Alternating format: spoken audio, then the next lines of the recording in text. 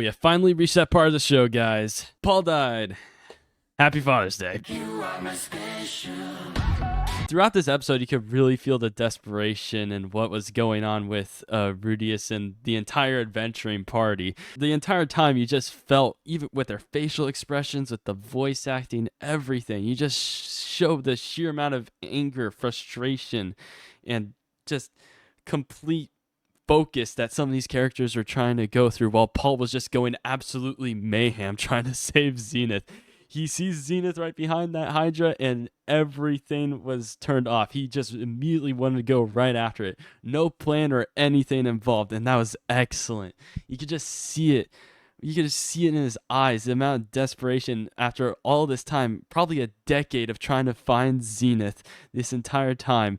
Finally found her, and a damn Hydra's in the way. He's going to cut through that thing like as soon as he can, just no matter what, bro. And you see that with the talk in the middle of those two fighting rounds. Oh my gosh. Anyway, the animation was top tier. I mean, every frame was great. I mean, the CGI dragon could be a bit off-putting at times, especially with how good the 2D animation was. Like, seeing those scenes back to back, it was kind of jarring to say the least. Like, the CGI was good, no doubt, and sometimes it blended in like seamlessly with the good animation, but sometimes it didn't. And when it didn't, it was a bit jarring. But hey, this episode was still excellent. This show was still near perfect. This episode was insane. By the way, the anime skipped this, and I don't blame it for skipping it, but I want to point this out because I find it very interesting. Paul's new sword that he got is extremely OP. It's like a legendary sword that has like a certain effect that I find like, wow, like how in the world did he come across this? Okay.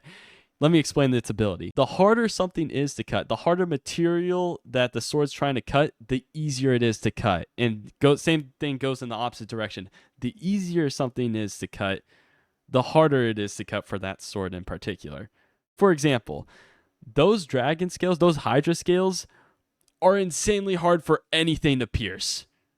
But for that sword, it slices through like butter. Meanwhile, when a normal merchant is trying to test a sword, bro tries to cut a piece of paper and it's super difficult to cut through. This thing can't even cut through butter, bro. Like this sword has a weird ass ability, and Paul was able to get this thing on the cheap. And he just knew just by looking at it, it's like, this is the legendary sword. I gotta get it. Like bro's willing to spend like anything, but he just spent like 5 cents to get this thing. Hilarious with how helpful this was in the Hydra fight. But yeah, I just wanted to point that out.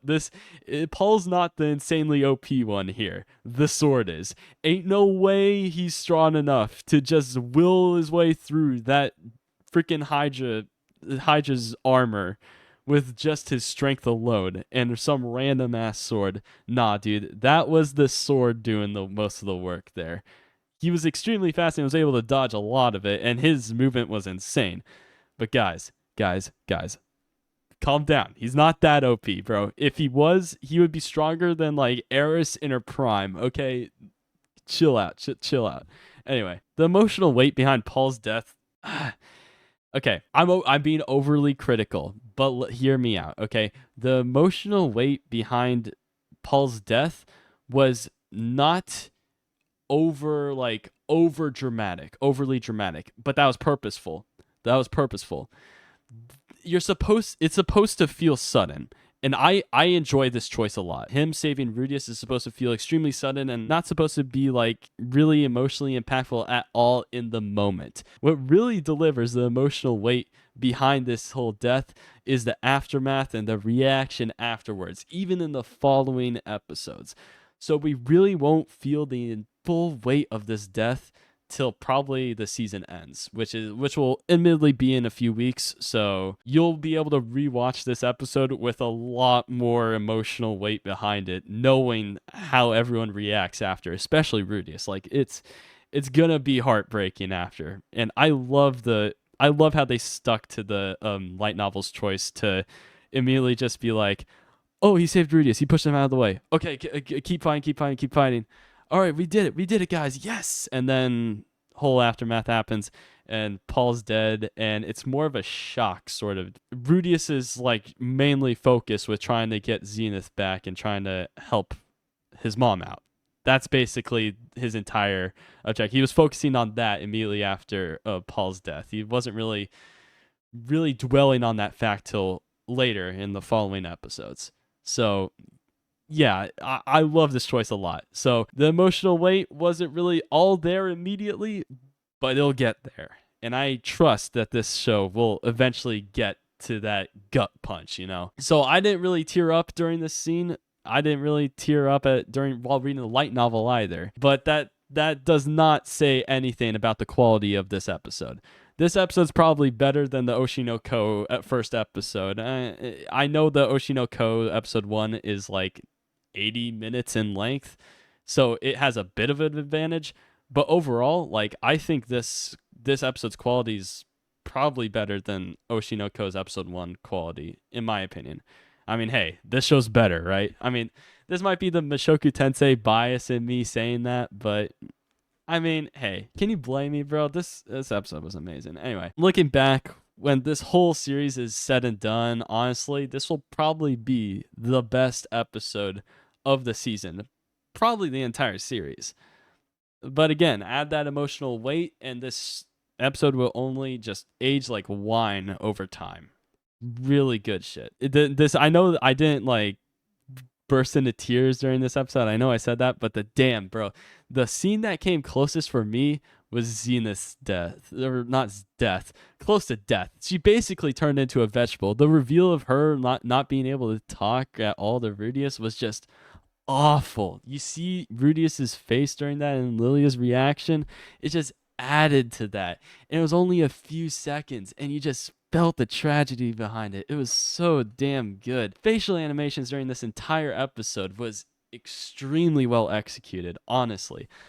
I loved everything about the facial animations in this episode. You had a really weird face from Paul that lasted for a decent bit amount of time, but it was so well animated, I didn't mind it at all. And then you see Rudius's reaction to Zenith being basically a vegetable. Freaking pickle Zenith, bro. It's a thing now. But yeah, I loved everything about the facial animations in this episode. And yet the faint music choice as well, as they were traveling back to Rapon, and the whole montage of them revealing the news to Lilia and Paul's entire party, that was awful. We're starting to see hints of just the reaction to Paul's death, like in that montage right there.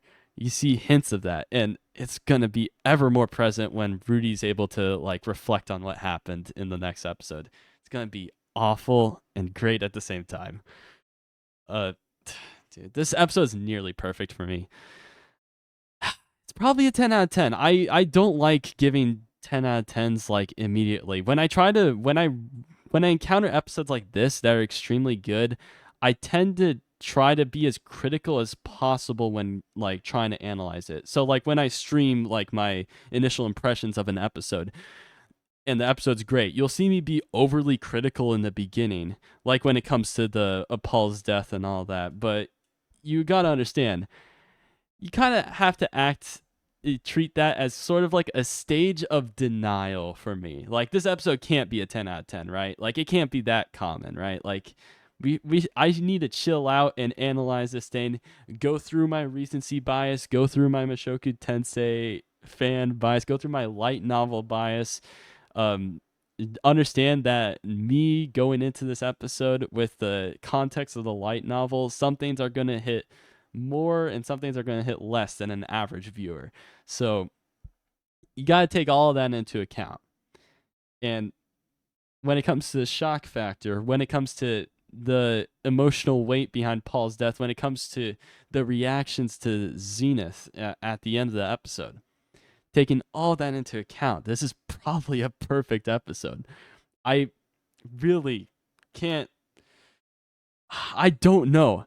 This is probably a 10 out of 10. I can't see it not be. This is only going to age like wine.